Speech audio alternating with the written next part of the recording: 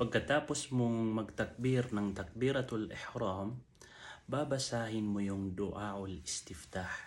Ang du'aul istiftah ay hindi obligado, ito ay sunnah.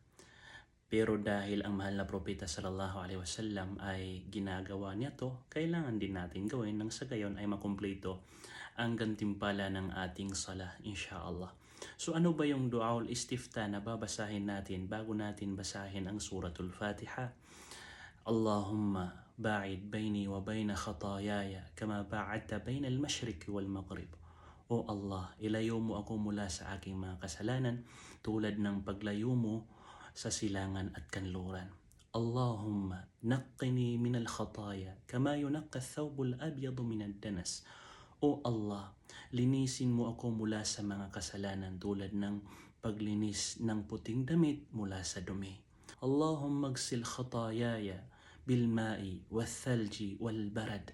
Ya Allah, hugasan mo ang aking mga kasalanan sa pamamagitan ng tubig, sa pamamagitan ng yelo, sa pamamagitan ng nag-uulan na yelo.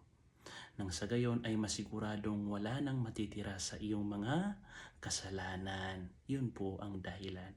So after that, babanggitin mo yung A'udhu billahi minasyaitanir rajim, and then babasahin mo yung suratul Fatiha. Iisang uri lang ba ang du'aul istiftah? Hindi po. Yung sa episode 11 na binanggit natin, isa yun sa mga uri ng du'aul istiftah at hindi lang yun yung dua na kailangan o di kaya ay pwede nating ipagdua after ng takbiratul ihram. Bagkus marami pa ang du'aul istiftah na nabanggit sa hadith ng mahal na propeta sallallahu alaihi wasallam. Isa yun, okay? So babanggitin natin yung mga uri ng du'aul istiftah sa videong ito.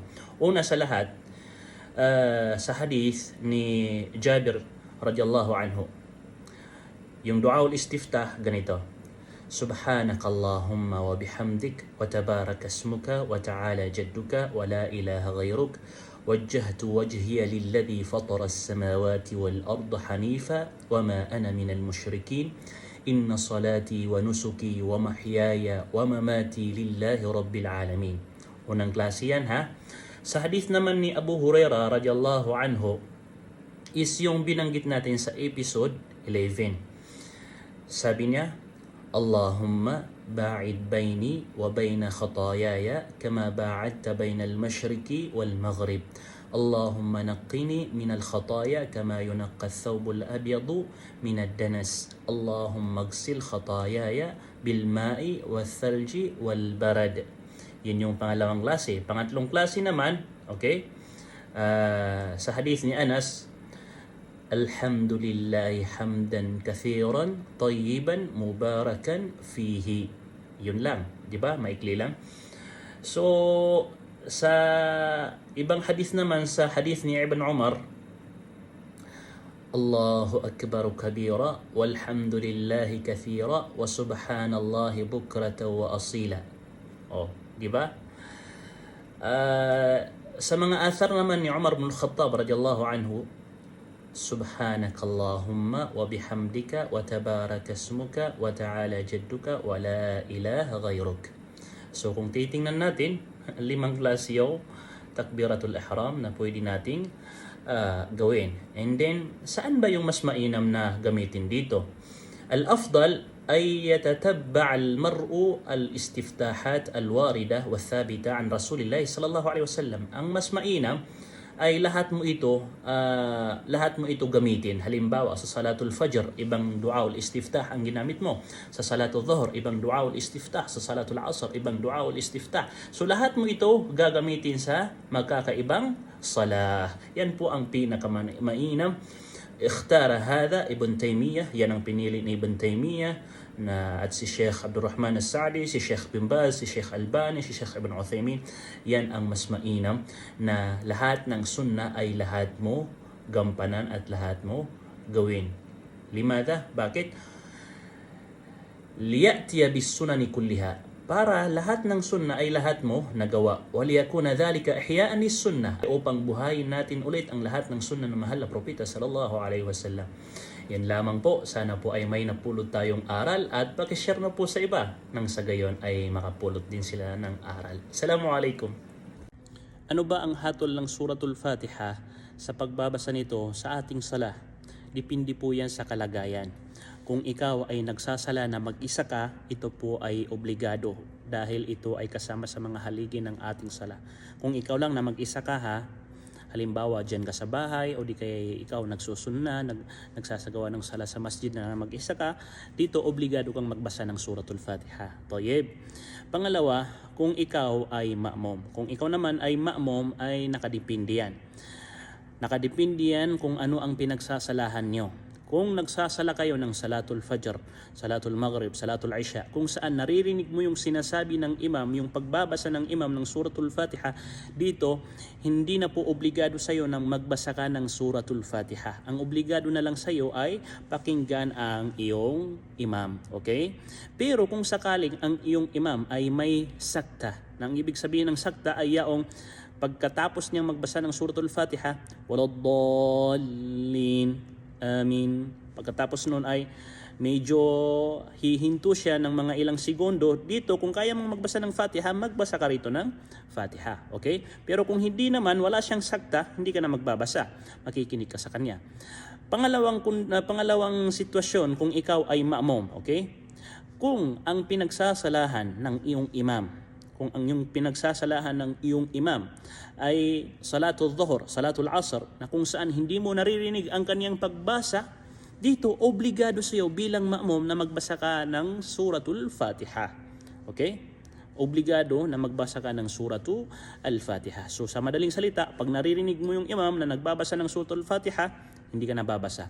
Kung hindi mo naririnig, babasa ka. Gayon din sa pangatlong raka'a sa Salatul Maghrib, Salatul Isha, pang-apat na raka'a rin sa Salatul Isha. Kung sa pangatlong raka'a at pang-apat na raka'a, kahit narinig mo pa sa unang raka'a at pangalawang raka'a, dito magbabasa ka pa rin sa pangatlo at pang-apat na raka'a dahil hindi mo na naririnig ang iyong imam. Pangatlong sitwasyon ay kung ikaw yung imam. Kung ikaw yung imam, obligado pa rin magbasa ka ng Suratul Al-Fatiha. Wallahu ta'ala alam wa sallallahu sallam ala nabina Muhammad. Assalamualaikum warahmatullahi wabarakatuh. Ang Bismillah ba ay kasama sa aya ng Suratul Fatiha? Alam nyo, ang ating mga ulama ay may hindi pagkakasundo-sundo sa mas'ala na ito. Pero ang jamhur na kung saan doon mas marami ang naninindigan katulad ng mga Hanafiya, Malikiya, mga Hanabila, ay pinapanigan nila na ang basmala laysat ayatan min al-Fatiha. Hindi ito kasama sa aya na matatawag natin kasama sa Fatiha. Okay? Bagkus ito ay kabilang sa pagtatartib. Sinabi pa ni Sheikh bin Baz rahimahullah ta'ala na ito ay aya mustaqillah. Okay? Special na aya na hindi siya nakakonektado sa anumang surah maliban na lamang doon sa innahu min Sulaiman wa innahu bismillahir rahmanir rahim. Doon sa surah na yaon ay matatawag natin kasama yon sa aya ng surah na yaon.